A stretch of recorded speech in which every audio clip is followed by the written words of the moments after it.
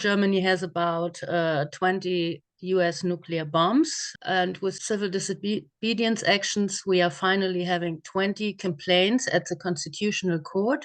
We're having go-in actions into the base, and the intention of these actions were to address international law in the courts.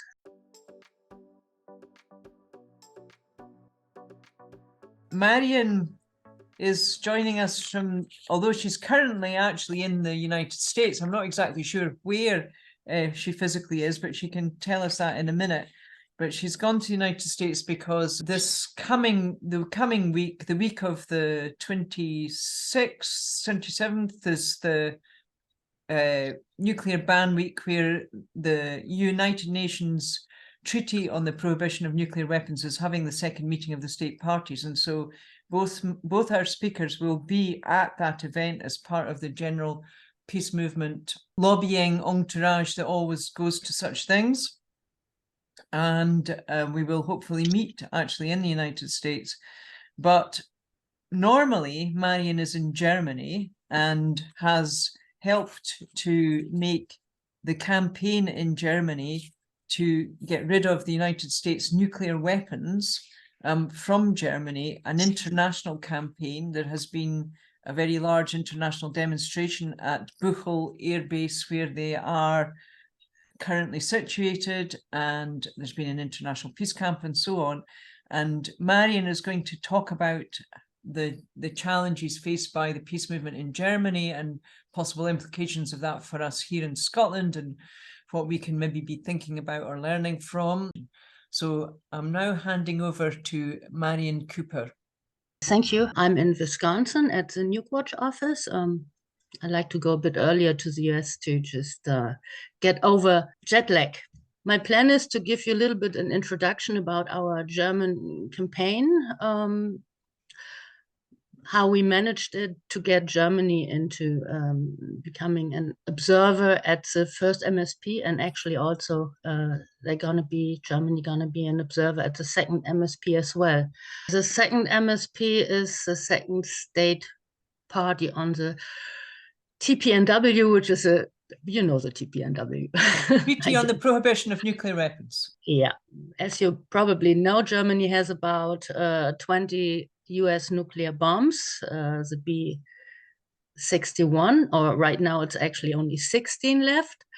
And they are, like you said before, mentioned before, deployed on the German air base called Fliegerhaus Büchel. And every year, again, German pilots train the use of these bombs in Europe with their allies in NATO's nuclear exercises, named, for example, Steadfast Noon. And this is being called nuclear sharing in NATO. So in 1994, nearly 30 years ago, Germany's anti-nuclear weapons movement created a network called Nuclear Weapons Free Now Starts With Us, containing today over 75 peace organizations, groups, including IPPNW, which is the International Physician to Prevent Nuclear War, IALANA, that's the International Lawyers Association Against Nuclear War, and Fellowship of Reconciliation, DFGVK, which are the war resisters, Pax Christi, and many others. And since our network is organizing always a campaign which goes on for some years, our main goals are the withdrawal of the existing B-61 bombs from German soil, also to halt the deployment with new nuclear weapons, the B-6112. And I mentioned here that our government had decided a year ago to buy, as a nuclear weapon carrier, they buy 35 of the F-35 jet fighters from Lockheed Martin. Our last goal is also to get actually our government to sign and ratify the TPNW. So our network is an ICANN partner network, and the first campaign we led was it's quite a while ago, but it was Vision 2020, and it organized new Mayors for Peace members. So today we are having about 837, and with this our country is place number 3 worldwide from about 8,200 mayors for peace internationally. And also our city appeal, which we created when the START treaty was given up on, is signed by 137 cities, German cities, and this presents about 30% of our population in Germany. So in addition, our recent campaign, which we have since 2016, called 20 weeks of action against 20 nukes. This 20 weeks, we already also had civil disobedience actions. And with this civil disobedience actions, we are finally having 20 complaints at the Constitutional Court. We are having go-in actions into the base. And the intention of these actions were to address international law in the courts. The Constitutional Court refused to deal with this topic, but one complaint is still pending. And 5 of our activists continued to the next higher court, to the European Court on Humanitarian Rights in Strasbourg, and addressed that our rights to live is threatened with this illegal nuclear sharing.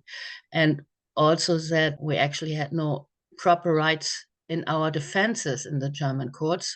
We were not allowed to bring in our international law experts in defense of our actions. So these actions are more addressing nuclear sharing. For the government election in autumn 2021, we worked with ICANN Germany also on the parliamentarian pledge. So we are having about 650 parliamentarians, 180 of them are from the German Bundestag, the highest one, and they signed the demand towards our government to sign the TPNW.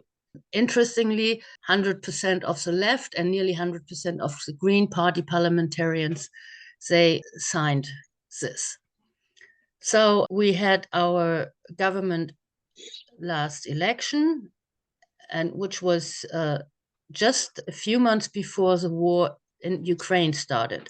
So the election resulted for the first time into an ample, we call it an ample coalition with the Green Party. That time, or even now, the important climate issue helped to bring the Green Party into power with the Democratic and the Liberal Party. And this for the first time. And our foreign policy minister is a woman. She's the head of the Green Party called Annalena Baerbock. This combined pressure of civil society organization, which we had already created before the election, led finally to the decision, to Germany's decision, which is a NATO country, being one of the first observers to the first MSP, members of state parties, and will also observe the second MSP this end of the month in New York. We are very happy that at the PrepCom this year, when was it? In July, there was an official ICANN statement, which was addressed by the ICANN campaigner Elisabeth Saar from Germany, and it was addressed to the States Gazette at the NPT Preparatory Committee. Russia's recent decision to deploy nuclear weapons in Belarus, Russia, has brought the spotlight back on this practice. So the first deployment by the United States, which to the day has nuclear weapons stationed in Belgium, Germany, Italy, the Netherlands, and Turkey under the so-called nuclear umbrella arrangement. And it's pretty much looks like that also Lakenheath in Great Britain, in England, they also going to be part of nuclear sharing again soon. So ICANN called out that this dangerous practice of stationing of nuclear weapons in other countries must be brought to an end.